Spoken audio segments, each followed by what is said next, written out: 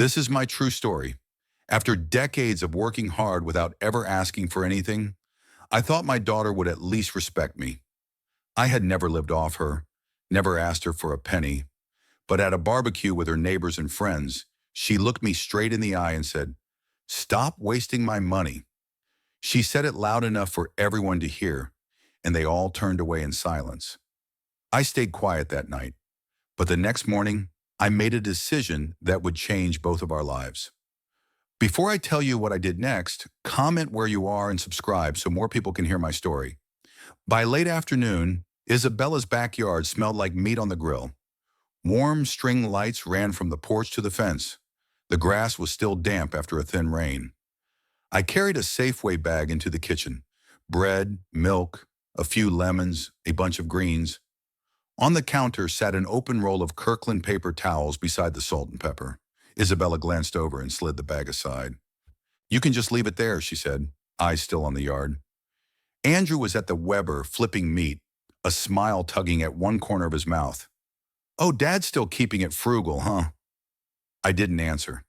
I took a tray, lined up the bread, and brought it out to the wood table. In the corner of the yard sat the city's blue recycling bin, lid half closed, rain beating along the edge.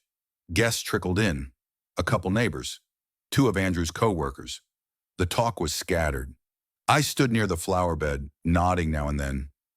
When Andrew turned a piece of meat, the fat hissed on the grates. Isabella did a slow circuit, straightening plates and chopsticks, asking what people wanted to drink. Each time she passed me, she gave a small, obligatory nod and kept going. When the food hit the table, Andrew got in another jab. Dad even brought milk. "Guess breakfast is on him tomorrow too." I said evenly, "I just picked up a few things people might need." She turned back, a thin smile. "Relax, Dad, just don't make it complicated." I sat at the edge of the table. My phone buzzed. I opened the banking app. The search field still held my old keywords: groceries, gas, utilities. The history rolled by like a string of ink marks. I skimmed the words and didn't stop at the numbers. I remembered the water filter cartridge. I remembered paying the gas bill one month when they were tight at the end. No one asked me to. I did it because I thought it kept the house quiet. The voices in the yard blended together. I got up to carry out more plates. Isabella followed me into the kitchen, opened the fridge, and lifted a pan of salad. I reached to help. She shifted away. "Leave it. I've got it." I pulled my hand back, took a bundle of forks to the table. Andrew laughed with his buddies and, walking past, cut his eyes at my phone and away again. I moved to the back corner of the yard. There was a low folding chair by the fence. The string lights threw a warm circle across the tabletop. I sat, listening to the porch fan and the clink of dishes. I repeated one simple line in my head: "Tonight, no arguments. Just record what happens." Mid-meal, the food thinned out. Someone asked softly, "Any more bread?" I stood. "I'll run out and grab some." Isabella snapped around, crisp and flat. "No, we have enough. And don't spend my money. Stop wasting my money." Forks and knives stopped. One of Andrew's friends, frozen mid-laugh, dropped her eyes to her beer. A neighbor cleared his throat and looked away. Andrew held the tongs still for a beat. The fire under the grate ticked louder. I kept my voice steady. "It's just bread. I'll pay for it myself, okay?" She set down her glass, face cool. "No. You said you'd be low impact. Don't make a mess, don't play generous. And you buy things on your own and I end up footing it." Andrew chimed in, half joking, half not. "Yeah, we don't need more." I nodded. "Got it, no more." She pocketed my phone, walked to the blue bin, tied up the bag.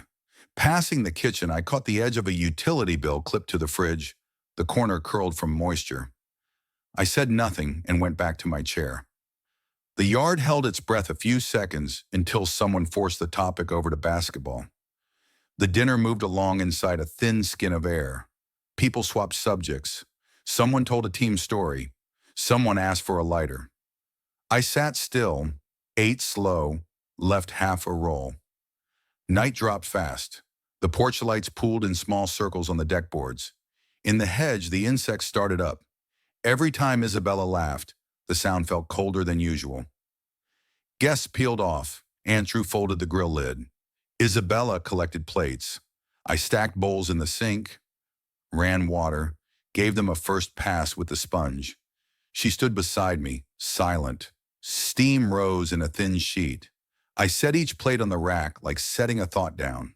Quiet. Inside, I opened the fridge for a bottle of water. The bill was still there. The due date was clear. I looked around. No one watching. I took a picture. No zoom, no tight crop. Just enough to remember. In the drawer, I found a grocery list in Isabella's handwriting. Milk, eggs, toilet paper. I photographed that too. I told no one. Back in the living room, the house was so still I could hear the wall clock.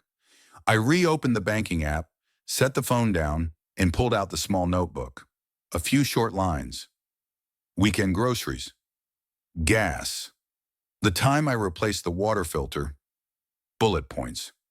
No amounts. I wrote it like noting a rainy day. Just events, not feelings. If I wrote the feelings, I might ruin everything. Isabella crossed the room with a stack of towels.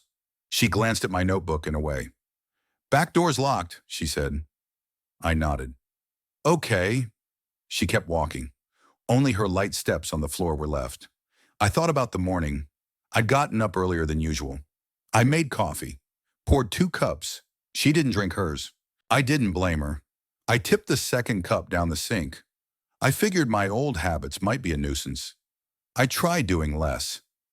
But doing less doesn't make me disappear from this house. It only makes me fade. And once you're a shadow, no one owes you respect. I leaned back. The chair made a small sound. I closed my eyes for a few breaths. I heard 2 people talking in the kitchen. A spoon tapping glass. A short burst of laughter. I couldn't catch the words. I didn't try. I opened my eyes, turned a page, added a few lines for the small things. A roll of paper towels, a jar of salt, a box of trash bags. The things no one notices, the things that make a house run like a machine. When they're missing, people finally see they used to be there. When they're there, people assume they appear by themselves. I used to think that was normal. Tonight I know that was a mistake. Normal doesn't mean automatic. I took a slow lap around the room. Frames hung straight. An old magazine on the coffee table. I turned off the lamp by the sofa and left the floor lamp on. Softer light. I took a sip of water. It slid down cold, without taste. I set the glass down and picked up the phone again. The list in the app came up one more time. I grouped the entries. Groceries, utilities, fix-its, one-offs. I didn't count. I didn't total. I only marked them. I wondered if anyone noticed I come back from the store with the exact bread they like. I wondered if anyone remembered I changed the porch bulb in the rain. I wondered if anyone knew why the dishwasher stopped squealing. I didn't wait for answers. I kept writing. Near midnight, Andrew walked by. "Turn in early, Dad," he said, neither warm nor cold. "Okay," I said. He nodded and went to his room. The door shut softly. I clicked the phone screen dark. In the black glass, my face looked back. A few white hairs flashed under the light. I rested my palm on the notebook. The skin folded along old creases. I thought about low impact. I'd believed it was a decent agreement. Make less noise, show up less, help just enough. Tonight, low impact turned into a club swung at the back of my neck in the middle of dinner. I won't mistake it again. I tidied the table, slid the notebook and phone into the small drawer. Back in the kitchen, I washed the cup I'd used and set it upside down on a towel. I looked at the fridge again. The bill hadn't moved. I turned off the kitchen light and left only the hallway glow. In my room, I closed the door gently. There wasn't much in there. A suitcase, a few old books, a tin box of photos. I sat on the edge of the bed. I opened the tin and leafed through a few. Isabella small, hugging a bear. Andrew, when we'd first gotten along, grinning wide in a stadium. I put each one back.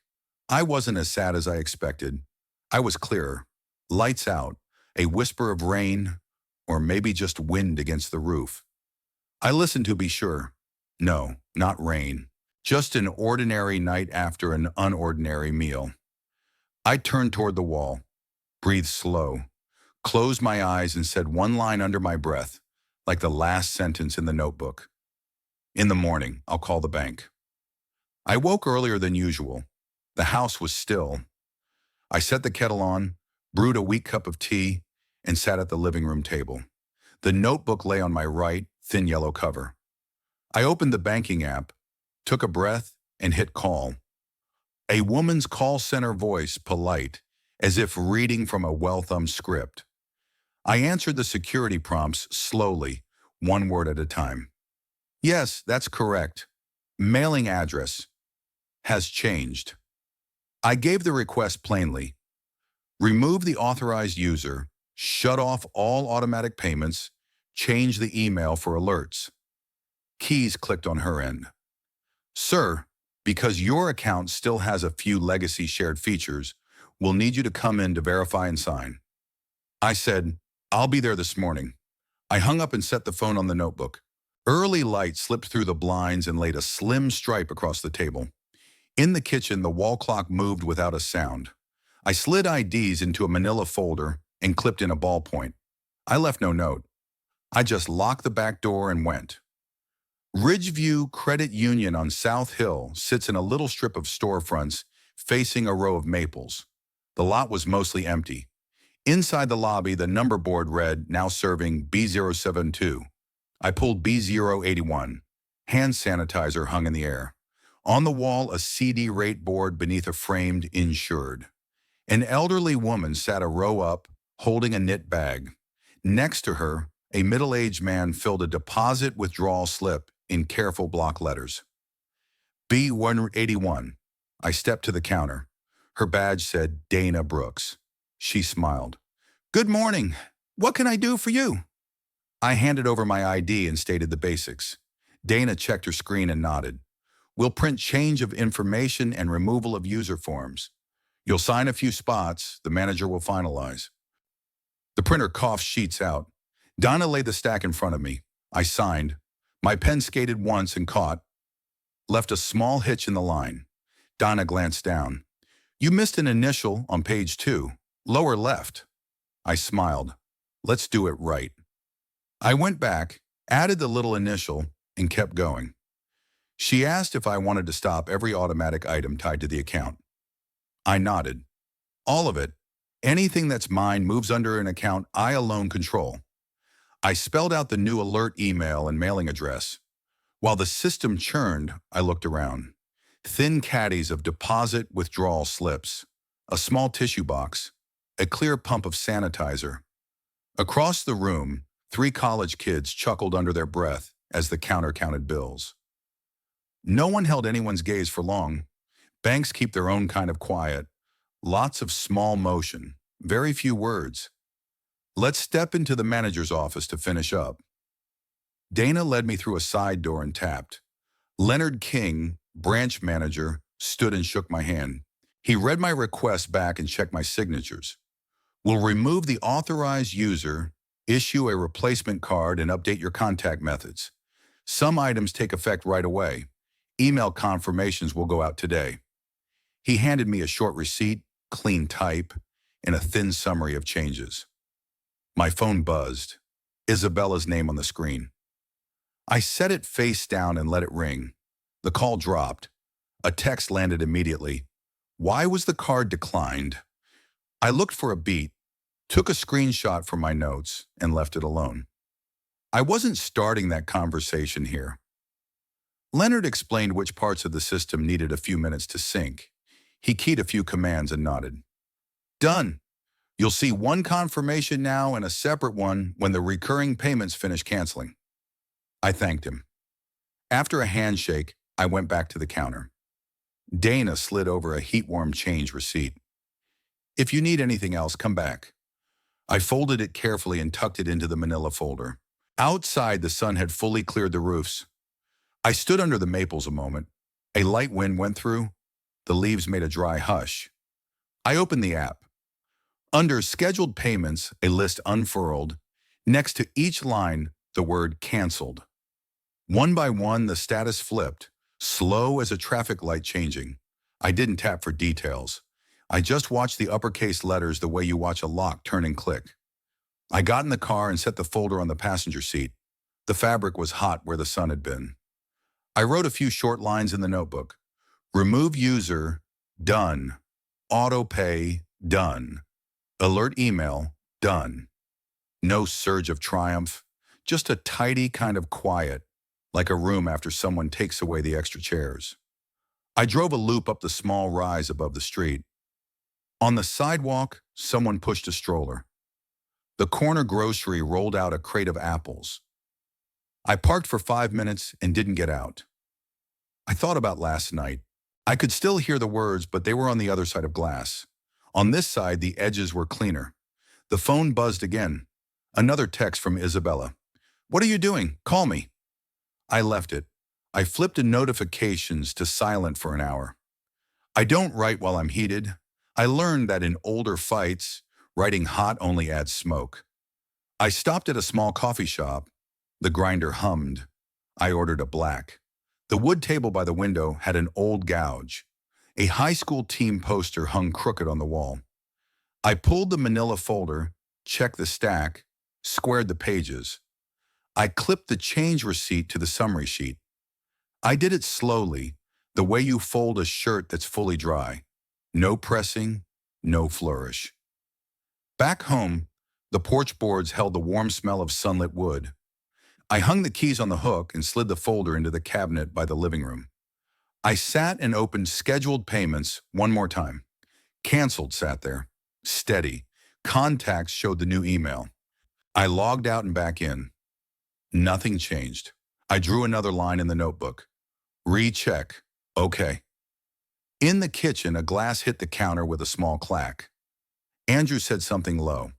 As I walked by, they paused half a beat and then picked up a different subject.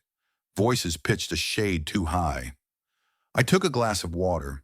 No one asked where I'd been. I didn't say.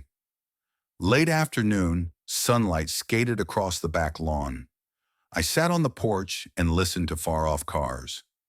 Just me and a piece of sky-sized right. My phone blinked with a marketing email. I deleted it.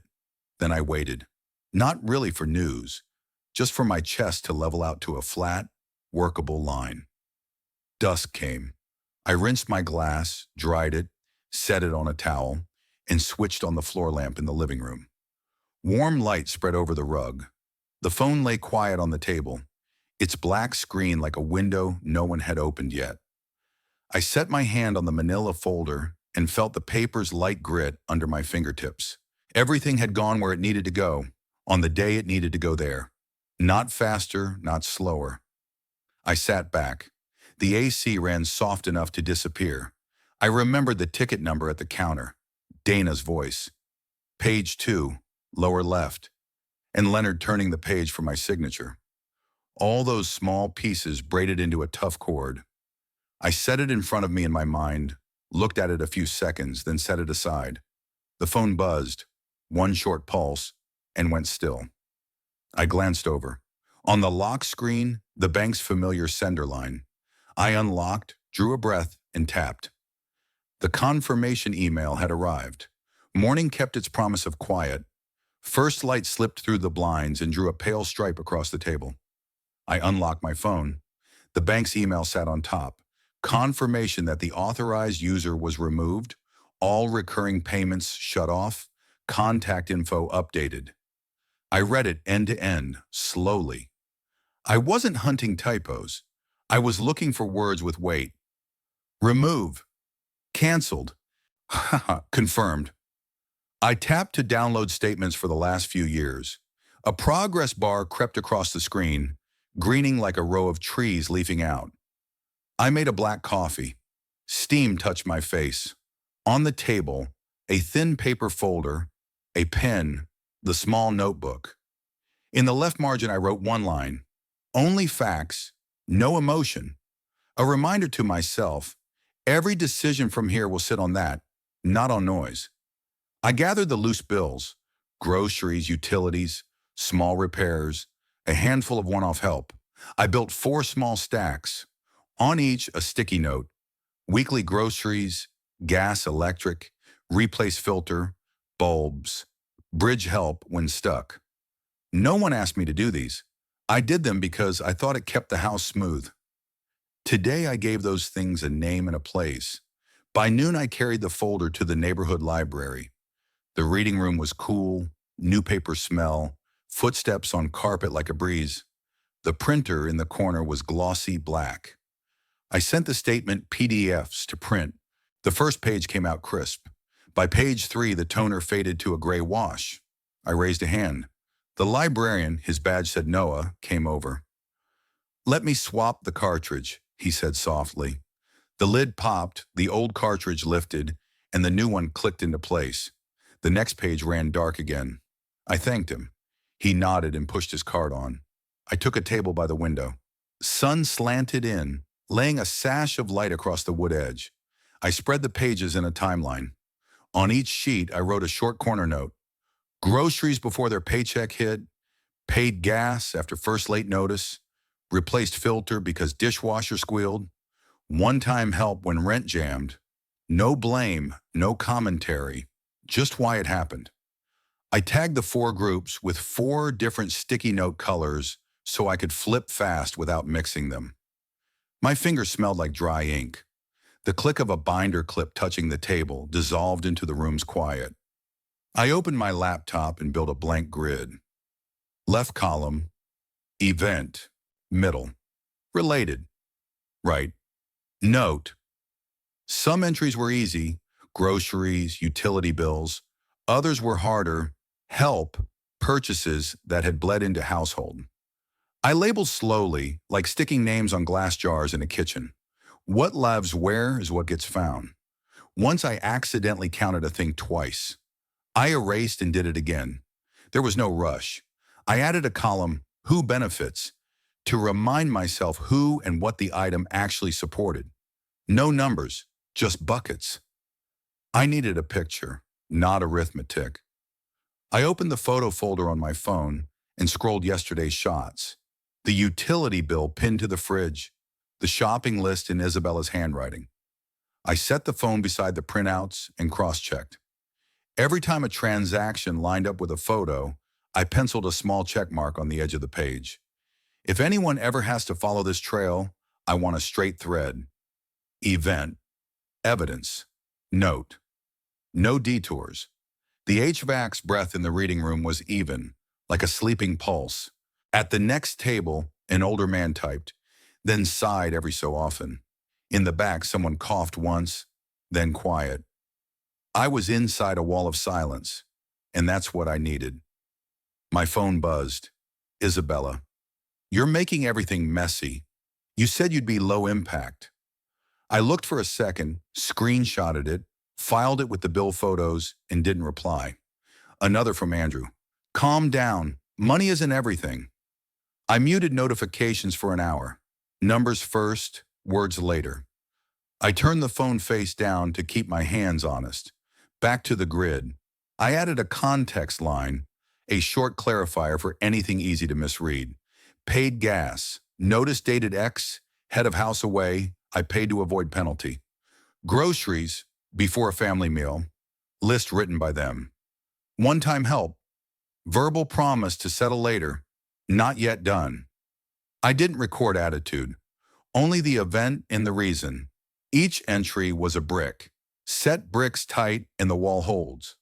Afternoon slowed beyond the glass. I printed a 1-page summary, 10 bullets, each a verified waypoint.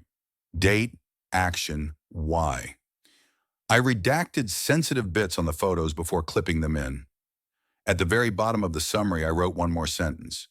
From now on, any support comes with clear terms: respect, transparency, a time limit. Not a threat, just the way I'll live. Noah rolled by, tilted his head at the stack, and gave a small smile. All good, sir. Good, Amikam, I said, just lining it up so it reads clean. He nodded and pushed on through the reference shelves. The rubber wheels sounded like a pen moving over paper. I ran the bundle one last time. Bank confirmations, bill photos, the Y notes, two screenshot messages, the one-page summary, all clipped tight with a little tab up top labeled Summary. I flipped the pages a few times to feel the spine. The chain of facts didn't slip. Each piece leaned into the next the way Joyce meet a sill. I pulled a blank sheet and sketched the frame for tomorrow, a captioned timeline. Open with the bank confirmation, connect it with a few anchor expenses, each with a photo or note. Close with the contact rule, short, clear, enough that an outsider won't feel attacked and an insider won't find gray space. I penciled the time I plan to send it. I didn't write anyone's name in bigger type. Every name stays the same size on the page. I put everything back into the manila folder. The corner was a little soft, good grip. I looped a light rubber band around it so nothing slips. At the desk, I borrowed the hole punch, made 2 holes in the summary's edge, and slid it into a thin plastic sleeve. Not to make it pretty, so it won't tear when handled. I left the library with a to-go cup in my left hand. Outside, sun angled. Wind moved through the street trees. I walked slowly, as if not to slosh what I was carrying inside. Back home, I set the folder on the table, took a breath, and opened it to check again. Each piece in place, summary on top, statements behind, bill photos, screenshots, notes. I stuck a tiny V1 on the cover. No one needs to know that but me. The phone blinked. Isabella. If you have something to say it. Don't send paperwork. I looked out the window. Sunlight was retreating from the lawn. I answered the only way that feels right. I arranged the truth so it's easy to see. Say it straight, backed by what can't be bent. I killed the ringer and set the phone face down. I cleared the table, rinsed the cup, left it to dry on a towel. The living room held only the hum of the AC and the tick of the wall clock. I slid the folder onto the low shelf, right within reach, sat back, picked a fixed point on the wall, and stared until my head went empty. I'd done my share for today. I drew the curtains. The porch light outside clicked on earlier than most nights. I shut the ceiling light and left the floor lamp warm and low. The room looked like a framed still. In that picture, a wall made of numbers already stood. It didn't need a guard. I pressed my fingers to the folder's spine once more, like checking the lock before bed. Not shaky, not eager, just the feel of a latch set right. I said it quietly for no one to hear and no one needing to. Tomorrow morning they'll run into the wall of numbers. Late afternoon, the house had no voices in it. I boiled water, brewed a light pot of tea, and set a white stoneware mug on the kitchen table. The last of the sun slid across the surface and pulled a trail of golden dust along with it. My phone buzzed. The family group chat lit up with a string of screenshots, a few digs about me, mooching, performing, and a long post retelling the cookout night with details massaged to suit them. I drew a breath and saved every image as evidence. No comments, no replies, just timestamps. I pulled out a chair and opened the packet I'd arranged yesterday. The one-page summary sat on top. I uncapped a pen and started sketching a captioned timeline.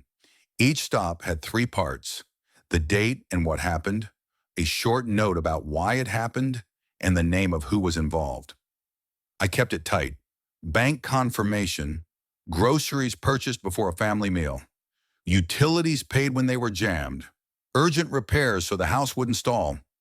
Anywhere I had a photo, I drew a small arrow and wrote, "Photo attached, sensitive info redacted." Neutral language, no jabs. I reread each line and shaved off any words that cut too sharp, swapping them for flatter ones. I moved to the living room and set my laptop on the table. A blank email window filled the screen. To Isabella. CC. Linda Parker, my aunt who keeps an even keel. Mr. Carter, the next-door neighbor, a person who sees things with plain eyes. Subject, clarification timeline, private family note. I typed the body slowly, keeping it to 6-8 lines.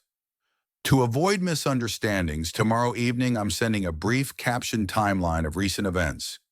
No blame, only verifiable checkpoints with sensitive details redacted. The goal is to make sure we're all looking at the same picture. After you read it, if needed, we can have a small, focused family meeting to talk briefly. I hope we can all keep our voices calm. I attached the timeline, 1-2 pages with short notes, and the 1-page summary. I added a simple line. If your system supports it, please click Acknowledge Shall Read. I signed off.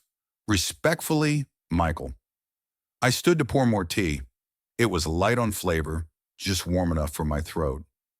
Out back, the lawn had dried. A breeze nudged the wind chime under the eave. The pieces touched with a tiny sound. I came back to the table and read the email from the top. No complaints in it, no snark. I changed one I to we in a sentence to soften the edge, then stopped. My phone blinked. A text from Andrew. Don't CC neighbors. I typed a single line back. A neutral set of eyes helps prevent misunderstanding. The typing dots showed up, then disappeared. No follow-up. I reopened the timeline. I walked each checkpoint. Open with the bank's confirmation email. Tie in the grocery, utility, and repair items and the handful of one-time help. Drop in 2 screenshots in the middle. Low impact and money isn't everything. Close with the contact rules, email or text, in person by appointment, no recording, speak briefly and respectfully. Each section held to 1 or 2 sentences, anchored in context, no dollar figures or IDs. I tried reading it as a stranger. If I knew nothing, would it still make sense? Any line that felt muddy, I added 2 words to make it clear and put the pen down. I printed a hand copy. The printer ran steady. Pages came out warm at the edge, with a faint new ink smell. I clipped the set and slid it into a thin backer. The corners were a little worn but still flat. In pencil along the side I wrote, Family copy. No one but me needs to see that. Then I drafted the meeting invite. Right below, please acknowledge, I added, Proposal 7:30 p.m. tomorrow living room. Small group family only. No recording. 1 minute max per person per turn. Goal, look together at the verified checkpoints. I reread the rules and deleted the word mandatory so it would land lighter. Proposal was enough. Still clear. Before scheduling the send, I ran one last pass. Recipients correct, subject clear, attachments open. I test opened both files and skimmed each page. Redactions in the right places. Notes no longer than 2 lines. No one's name printed bigger than anyone else's. At the bottom corner of the last page, I added a short line. If anything is wrong, point to the exact checkpoint and I'll re-verify. Kitchen sounds began. The familiar clink of afternoon glasses. I closed the laptop, rinsed my mug. Warm water ran over the glaze and left a clean, bright curve. I dried it and set it on the towel. The round clock on the wall ticked toward 5. I went back to the table, reopened the email, and set schedule send for 6:45 p.m. tomorrow. The cursor sat in the time box, nudging minute by minute. I picked the exact time I'd carried in my head since outlining. My finger paused over the mouse once, then clicked. The inbox showed scheduled, a small, neat line resting like a switch in the down position. I looked at it a few extra seconds, then took a screenshot to keep as a marker. I sent it to no one. It's just so I remember the moment. I carried the printed set to the living room and tucked it into the shared manila folder. I double-checked the recipient list again. Isabella, Linda Parker, Mr. Carter. Right. I wondered what Mr. Carter would think when he read it. Probably he'll see a chain of events with no shouting. That's enough. An outside pair of eyes helps keep insiders from bending things. I sat and switched on the floor lamp. Warm light pooled over the table and the brown folder. In my notebook, I scribbled a quick set of lines. Timeline finished. Email drafted. Scheduled 6:45 p.m. Proposed meeting 7:30 p.m. Rules brief, courteous, no recording. I closed the notebook and laid the pen across it. The room went still, like a pane of glass. My phone buzzed, soft. Isabella sent an exclamation emoji, then, "Don't drag neighbors into family business." I answered only, "A neutral set of eyes helps prevent misunderstanding." She didn't write back. I didn't add more. Enough. I stepped onto the porch and looked at the sky edging toward dusk. The tree line had already darkened. The wind chime kissed itself again, a single small note. I remembered the sentence I put at the end of the timeline. Truth needs quiet air to be seen clearly. Of everything in the past few weeks, I believe that most. Back inside, I slid the manila folder onto the low shelf within easy reach. I turned off the kitchen light and left only the floor lamp. The AC skimmed the room like wind. I sat, laid my palm on the tabletop, and felt the woods cool. In my head, the checkpoints lined up in a straight row, not crowding each other. I'd set tomorrow's compass. I looked one last time at the laptop screen. The scheduled tag still there, not blinking, asking nothing. Just lying there the way a decent promise lies there. At 6:45 tomorrow evening, I'll hit send. I prepped the living room early, wiped the wood table dry, angled the floor lamp so its warm pool fell right in the center. On the surface, I set 4 water glasses, a carafe, and 3 slim stacks. A one-page summary, a captioned timeline, and a few printed photos with the sensitive parts blurred. I added a yellow legal pad and a pen in case anyone wanted to take notes. 2 side chairs faced the gray sofa, close enough to hear, not pressed together. The room felt warm and still, the way a library feels just after it opens. 6:45. My phone gave a soft buzz. Scheduled, sent, flashed and vanished. The email was out. I took a slow breath, short, clear, no arguing. Doorbell. Isabella arrived first. She paused on the threshold, eyes skimming the table, then stepped in, perching on the edge of a chair with her arms crossed. Andrew followed, set his keys down with a polite clink on the side table, folded his arms against the back cushion, and scanned the room like he was checking a field. Aunt Linda showed on the dot. Light coat, a trace of perfume. She greeted everyone and took a side chair. Mr. Carter from next door nodded, back straight, hands on his knees. I poured water and slid a glass to each person. 3 notes up front, I said, steady and slow. 1, we keep this short. 2, no recording. 3, 1 minute per person, then pass the floor. We're only looking at verified checkpoints. Isabella's mouth tilted. We don't need theatrics. I'm not performing, I said, eyes on the table. Paper keeps us out of a shouting match. I drew the stack toward me and set the 1-pager on top. Round 1, events, I said. On date, I paid the gas after the first past due notice to avoid a penalty. On date, I bought groceries before the family dinner, off the list taped to the fridge.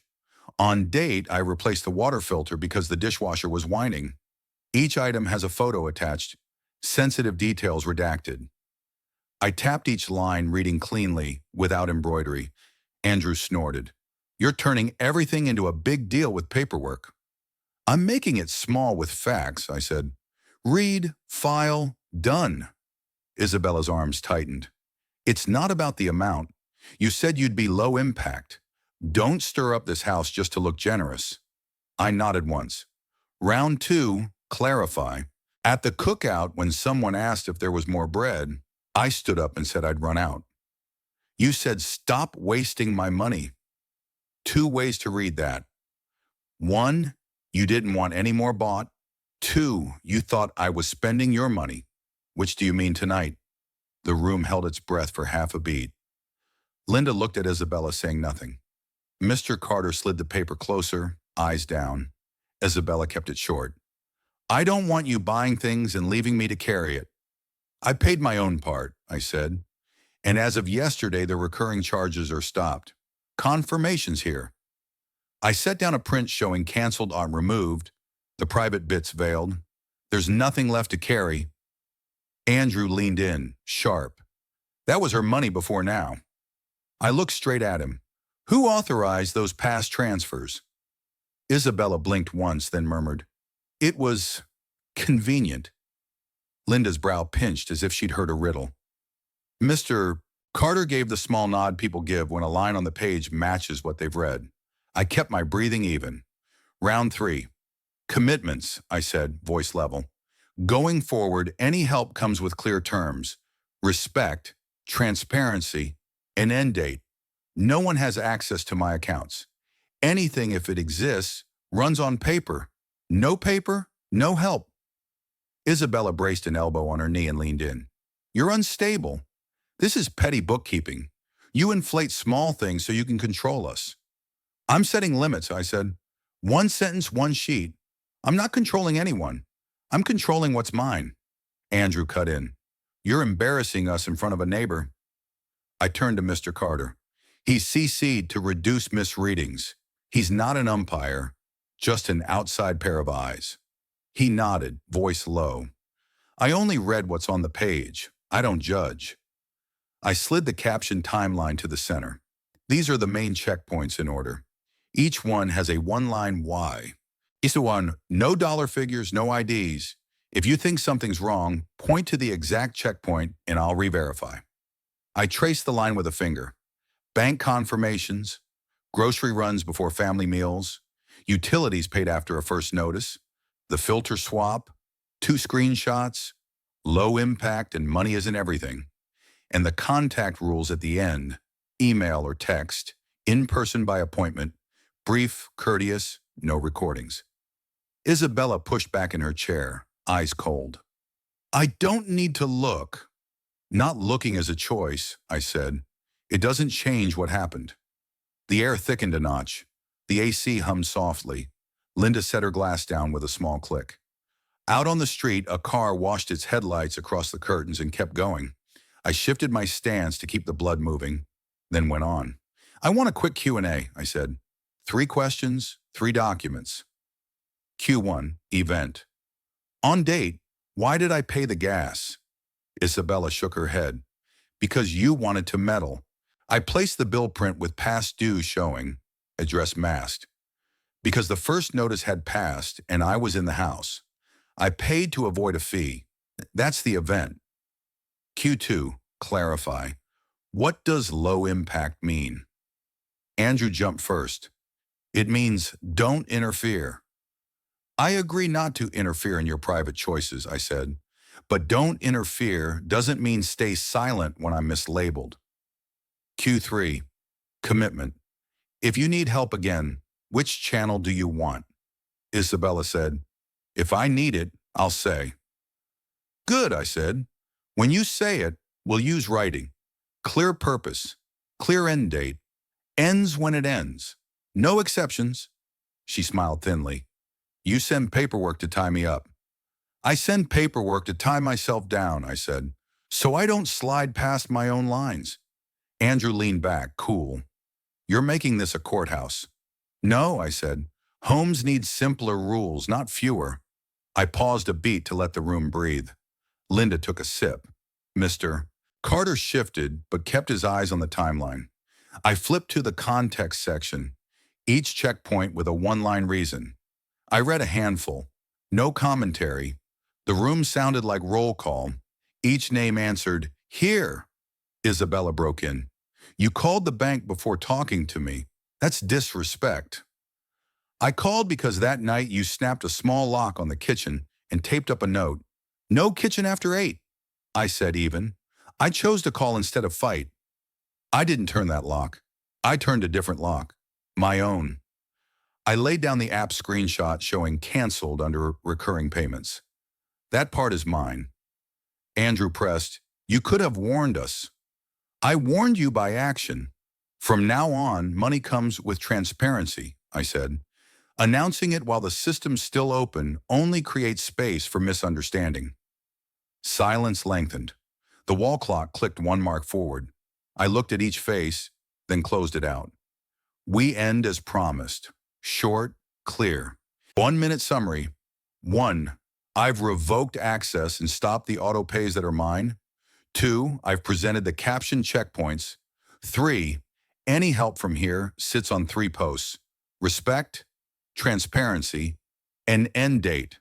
Contact is email or text. In person requires an appointment. No recording.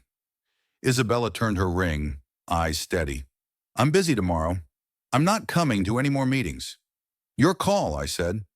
Tomorrow I'll send the letter of respect and contact conditions. It will say exactly what I just said. If you meet it, the door's open. If you don't, it's shut. Andrew gave a short laugh. You think letters scare people? I'm not threatening, I said. I'm notifying. I stacked the papers, squared the edges, and slid a summary to the edge in front of Isabella. Not all the way, just within reach. I set the timeline beside it, turned sideways so anyone could read. Linda leaned in, lips moving as she read silently. Machai? Carter nudged his glass aside so the sheet lay true to the table's edge. Anything else? Andrew asked, impatience in his voice. No, I said. The rest is how each of us chooses to walk out of this room. I stood, took the pen on the legal pad, and wrote 5 big words, then folded the page and kept it to myself.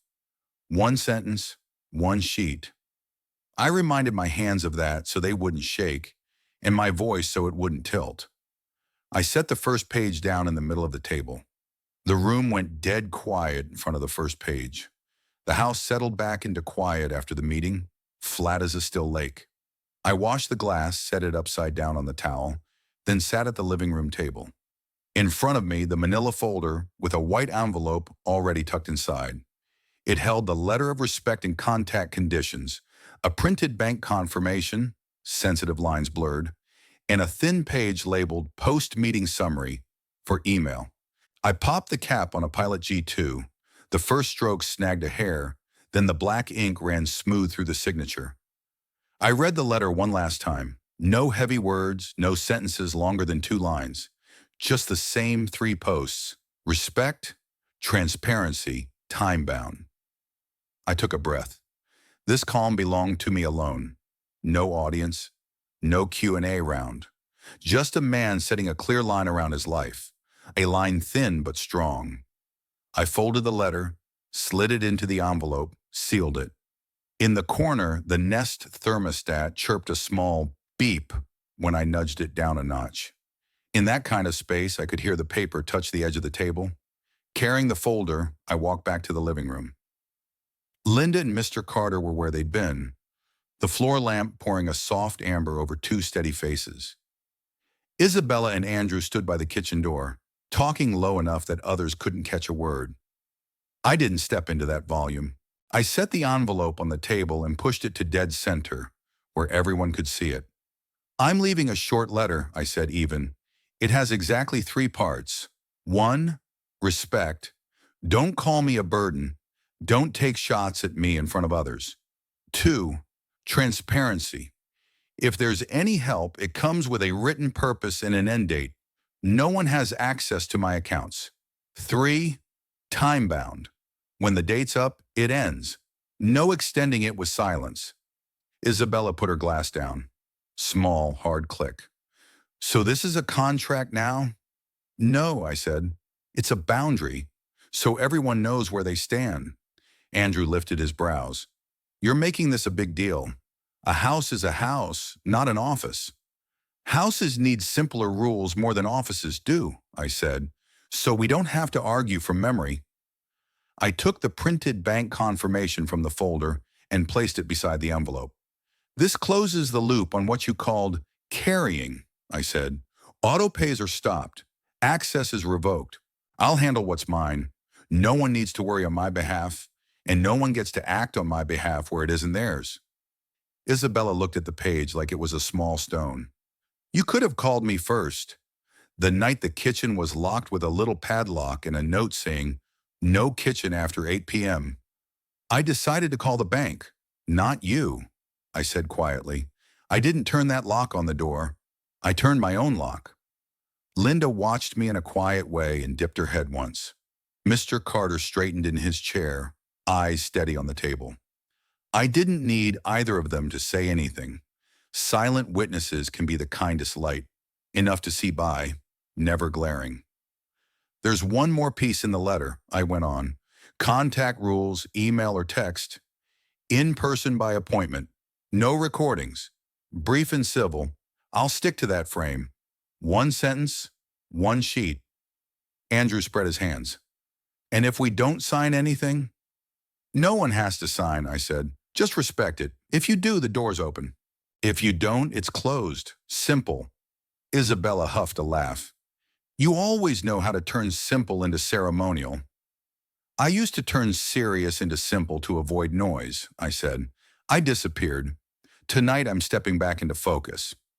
I nudged the envelope a touch closer. There's a copy in here for you, I told Isabella. I'll keep the other. I didn't ask her to open it. I wasn't waiting for a nod. I was making a record. Clear enough that if tomorrow someone asks, was this said? The answer is yes, on paper. Andrew braced a hand on the arm of the chair. You keep acting like you're the injured party. I'm not a victim, I said. I'm the one setting the boundary. No one spoke for a while. The AC stayed soft. The lamp stayed warm. The room felt bigger by a notch, like a coat that finally fits. I need 5 minutes to read the 3 posts aloud. Then I'm done, I said. No one objected. I read exactly what was on the page. No additions, no emphasis. When I reached no access to my accounts, Isabella's eyes caught for a beat. Her hand closed in. I finished, folded the letter, and set it back where it had been. That's my part for tonight, I said. The rest is up to each of you. I slid the bank confirmation back into the folder and left a copy of the letter of conditions in front of Isabella. I stood. Linda rose too, set a hand on my shoulder for a second. Enough, no more. Mr. Carter nodded once, crisp and plain. Good night. I passed through the kitchen and topped off my water. Andrew stepped aside. Isabella looked out the window where the night had thickened. I didn't try to read their thoughts. Guessing is its own kind of tired. I'd put that habit down the day the wall of receipts went up. In my room, I opened the laptop. The blue of the screen washed my hands. I typed a 5 to 7 line email to the people present. Subject family note, follow-up. Thank you for sitting down tonight. I delivered the letter of respect and contact conditions. 3 posts, respect, transparency, time-bound. Auto pays are stopped and access revoked, confirmation shown. From here on, please use email, text, in person by appointment. No recordings, brief and civil. If any item on the timeline needs review, point to the exact checkpoint. I'll verify and reply in writing. Respectfully, Michael. I read it once, no blame, no gloating. I hit send. The outbox made a short, low whoosh, like a breath. I saved a copy of the email in its own folder, no fancy name. So if I ever need it, I can see exactly what I said. I printed another copy of the letter and slipped it into a second envelope. Light jacket, keys. Outside was cool. South Hill trees breathed. On the corner sat a blue USPS box. I slid the envelope through the slot and heard a clean metal clack. A streetlight drew a pale stripe across the lid. I didn't take a photo. I didn't need a post to prove it. I just finished the task. On the way back, I paused half a minute under the string lights left over from the cookout. The night held. No one called me a burden. No one swung low impact like a club. I'd return that word to its proper meaning. Less noise, more clarity. Inside, I hung the jacket, washed my hands, dimmed the lights. The living room stayed honey soft. On the table, the legal pad sat folded. The 5 words I'd written tucked inside. 1 sentence, 1 sheet. I touched the cover and left it be. No more words tonight. I tweaked the thermostat 1 more notch. The unit chirped a tiny beep. I made a round of the locks. Each latch answered with a tidy click. In the cabinet, the manila folder lay still, edge slightly worn from use. Everything I needed to keep my peace sits inside it. The summary, the timeline, the letter of conditions. Paper doesn't love me, but it keeps its word alongside me. That's enough. Isabella didn't text. Andrew didn't call. Linda sent, thanks for the clarity. Short, no emojis. Mr. Carter said nothing else. The way he lives. Quiet and straight. I shut notifications off. Quiet. In my room, I opened the tin of photos. One of Isabella as a child, hugging a teddy. The paper edges were yellowed, but the kid's eyes were bright. I didn't feel anger. I didn't try to paste that gaze onto the adult who told me not to tie her up. Time has the right to change. A boundary is what I have the right to keep. I put the photo back and closed the tin. I sat on the edge of the bed with my back to the cool wall. No more imagined rebuttals in my head. Just 3 posts repeating like 3 even breaths. Respect, transparency, time-bound. I wrote the 3 words at the margin of my notebook and set the pen down. Late, a car passed far off, then silence. The AC thread pulled straight. And I understood. A boundary isn't a fence to shut people out. It's a frame that lets me walk upright. I don't have to turn around to see who's watching. I don't have to shave every word to fit someone else's mouth. I've chosen. I switched the light off. Darkness laid a thin blanket over the room. From the doorway, a last sliver of gold from the living room lamp fell across the floor. I said one sentence, quiet enough for me alone. From now on, only doors named respect will open to me. If you enjoyed the story, please like this video. Subscribe to the channel and share your thoughts about it in the comments. To hear the next story, click the box on the left.